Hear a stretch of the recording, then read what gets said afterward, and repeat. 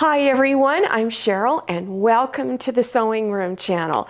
This is your Quilt As You Go series using flower applique blocks. And in this tutorial, I'm going to demonstrate how to do blocks 7 and 8. If you are interested in doing this series, there will be a link below your YouTube screen for blocks 1 and 2. In that tutorial, all of the supplies that you will need will be listed. Now let's get started. This is block number 7, and this is all freehand drawing. There is no right or wrong way to do it. You're just doing kind of a weird little shape of your petals. And even the center, it's not perfectly round, it's kind of oblong. So let me show you how many you need to draw and the recommended sizes. Now here are the recommended overall sizes of your petals and your circles. This one here, the largest one, I would make it anywhere from 3.5 to 4 inches wide. And then the depth this way can be maybe 2 inches. And then on this one, make it about 3 inches wide, maybe 1.5 inches deep. And then this one here, about 2.5 inches wide by about 1.5 inches. And don't forget to use the grid lines on your fusible web to help you draw this so you get an idea of where to start and stop your drawing. After you've drawn, remember to cut on the outside of your drawn lines about 1/4 inch, then remove the paper on the back, put it on the back side of your fabric and finger press it down. Then cut on your drawn lines. Now here's how I laid mine out. I did put the larger one up here. Doesn't mean you have to put it there. You can put it anywhere you want. And then the medium one and the smaller one. Now these two are almost the same size and there's nothing wrong with that. You can also make them the same size. Now I was up very late last night doing these to get ready to film, and I inadvertently did my middle stem with the medium width satin stitch. Normally I use the wide width, so you can use either one because this doesn't look so bad. So select either the wide or the medium, and remember all of your stitch settings are in that very first video that came out. And then I just do a slight curve in here, and then I drew 3 leaves, and this one's larger, this one's a little smaller, and this one's much smaller. And on the leaf lines I used a narrow width. So you're going to do your stem and then your leaves. Then do your flower petals, and I used a medium width, and then do your circles, and I also did a medium width. Now remember, they're not exact circles, they're misshapen, kind of oblong. Then after you do that, then you want to fuse everything. But one thing I want to mention to you that I keep forgetting to talk about is my marking pen is water soluble. That means you use water to rinse the lines out if you make a mistake. So you just rinse it out with water.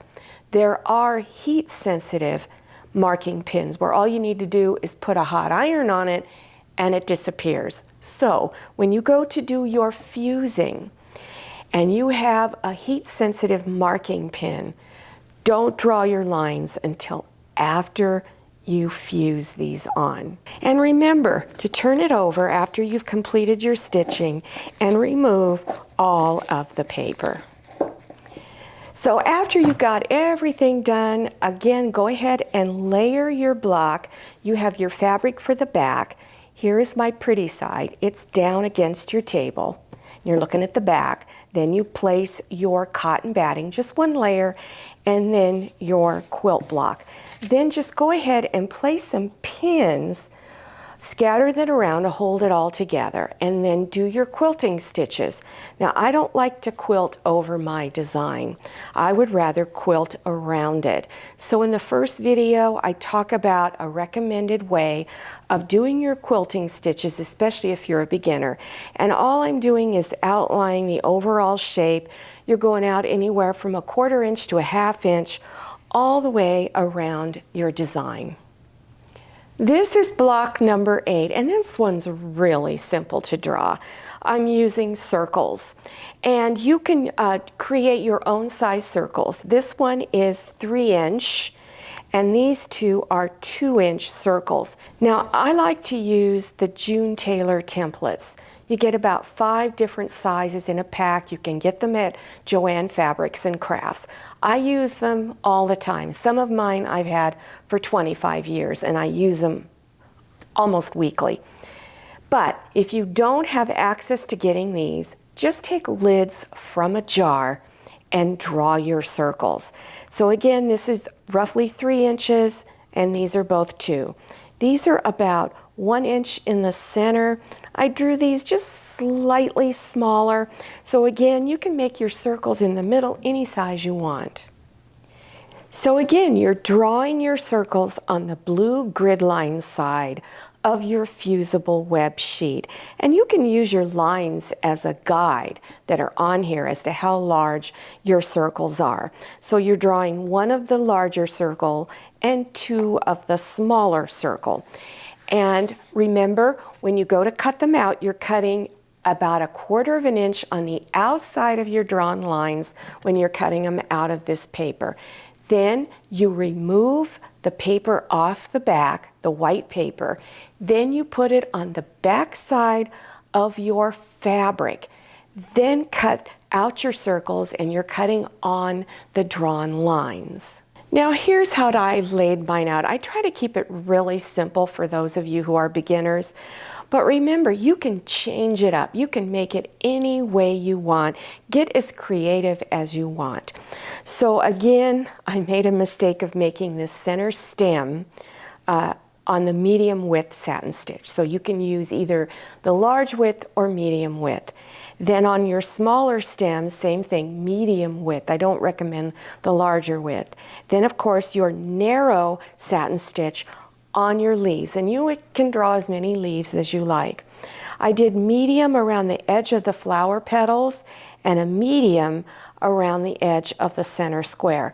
Now don't be afraid to use bright colors. Remember, this is not just an exact science. It's not going to look just like nature. It's folk art. You can make it any way you want. And don't forget to put paper behind it before you do your stitching. Again, it helps to prevent your fabric from puckering. And then tear your paper off the back. Then layer all of your fabrics, pin your fabric together using straight pins, and then do your quilting stitch. And again, if you're a beginner, I recommend you do that really simple stitch where you're just outlining your flower designs. I hope you enjoyed this tutorial, and I do hope you've decided to do this Quilt As You Go series. You will learn a lot, and it's very satisfying when you get it all done. Now, if you're interested in other beginner sewing projects, there's going to be links listed below. Also listed below are the links to all the previous blocks on this, especially that very first block, the Quilt As You Go block, episode 1. So that gives you all of your supply information, everything you need in order to do this quilt. Now, don't forget to follow me on Instagram and check out my Facebook page. Thank you so much for watching. I'll see you next time, and happy sewing. If you like the Sewing Room channel, one of the best ways to show your support is to subscribe by clicking on that red subscribe button and give this video a thumbs up. And don't forget to click on share to share this video with your friends. And make sure you click on the bell so you receive notifications for all my new videos. I'm Cheryl. This is Manny, and this is Scotty. See you next time.